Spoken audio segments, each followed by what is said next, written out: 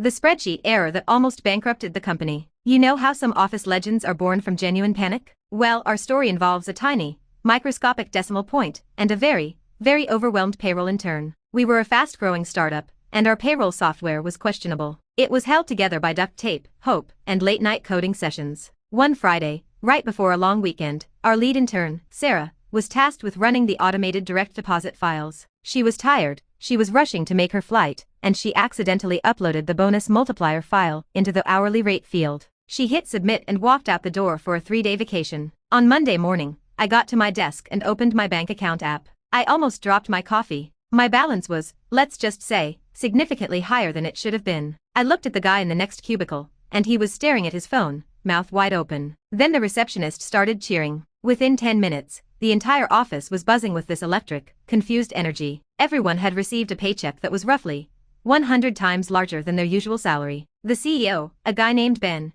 came out of his office holding a tablet. He looked pale. He didn't yell. He didn't threaten to call the police. He just stood there, looking out at his team of 200 people who were currently celebrating their sudden, massive wealth. He walked over to the break room, climbed up on a chair, and said, "All right, everyone. I see the notifications. And I have some good news and some very bad news." The room went silent. You could hear a pin drop. "The good news," Ben said, with a shaky grin, "is that you all clearly deserve this. The bad news is that if you spend it, we will technically be insolvent by noon." He paused, looked at the crowd, and then said, "If you promise to give it back, I will personally ensure that we get the company to a point where we can actually pay you this much within 3 years." It was a gamble, a massive, terrifying gamble. But something incredible happened. Instead of rushing to the bank, people started lining up at the payroll office to return the money. It took all day. I watched the most cynical people in the firm walk up and hand back thousands, tens of thousands of dollars. They did it because they liked the company, they liked Ben, and they believed in what we were building. Sarah, the intern who made the mistake, walked in,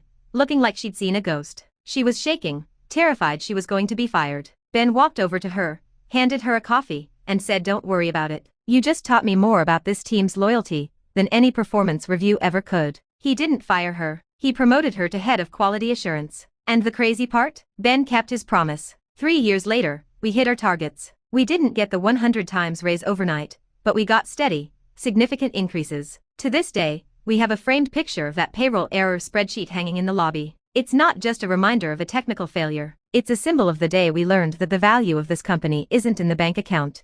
It's in the people who are willing to do the right thing when no one is watching. Whenever a new hire asks why we have such a low turnover rate, we point to that frame and say that's the day we all became millionaires for an hour and decided we'd rather stay and build something that lasts. What other kind of